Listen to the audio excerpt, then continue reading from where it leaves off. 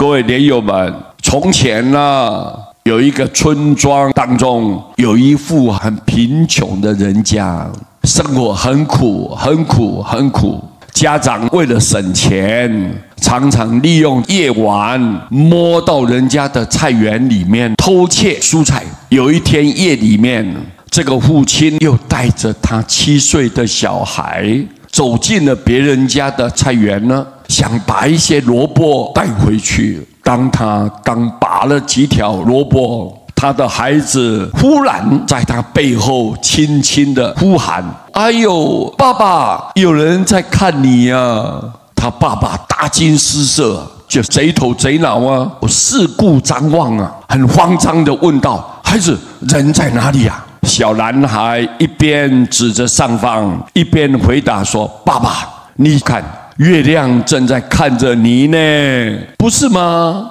小男孩的这一句话说的他爸爸愣住了，他徐徐地放下了手里的萝卜，后悔的心情使他难过，也使他欢喜。他默默地牵着孩子的手回家去了。一路上他在想，偷盗是一个很大的罪业，大概是佛菩萨或者是神明的慈悲，假借这个孩子的嘴巴，使我悔悟，使我改过向善吧。各位，这个小小的公案，实际上它提醒我们大家，其实正道跟邪途的分判，只是在一念之间而已。那个菜园的主人呢，因为菜常常被偷采了，气得不得了，心想这个小偷啊太可恶了，一定要将小偷抓起来。他就躲在树后想捉贼呀。当他看到这个人影呢，正想出声叫喊要抓贼的时候，听到那个孩子讲的话呢，一时也愣在那里了。当他抬头看着月亮，并借着这个月光看到小偷的脸孔的时候呢，发现那位小偷是同村里面生活最困顿的贫穷人家。这个主人呢，不愿意再追究了，看着他们父子俩默默地牵手离开，他又抬头看了看月亮，默默不语呀。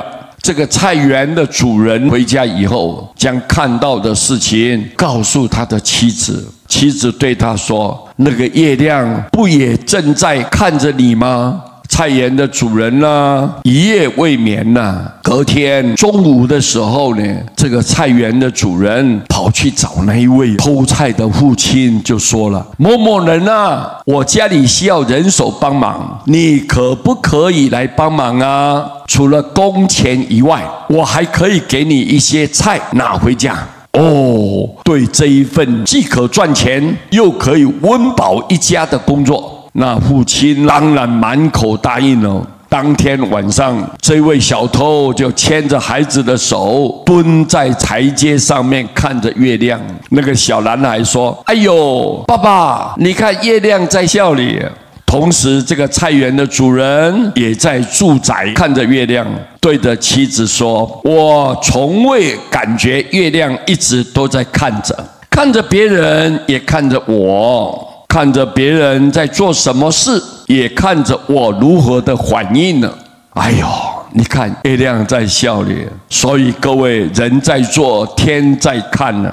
俗话说得好啊，举头三尺有神明。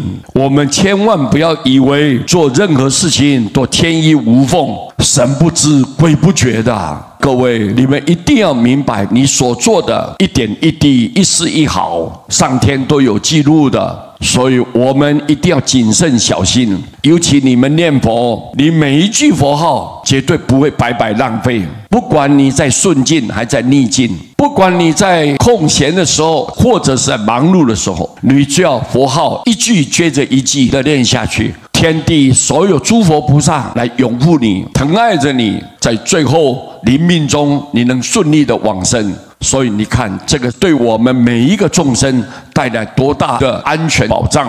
我们不要再继续轮回了。就算你到人间再来一趟，你大富大贵吧，你是一个有名望地位的、有权势的人，但是这些都是生不带来，死不带去啊。没有一样东西对你生死有起到任何帮助的。所以我们应该要明白，我只有念佛，那诸佛菩萨就是要救度念佛的人。我们高兴啊，开心啊，以后我能够成就了，我不要再受到生死的轮回。感谢啊，我们一定要秉持这个理念，好好的跳脱六道轮回。我们感谢阿弥陀佛，感谢诸位菩萨的听讲。阿弥陀佛。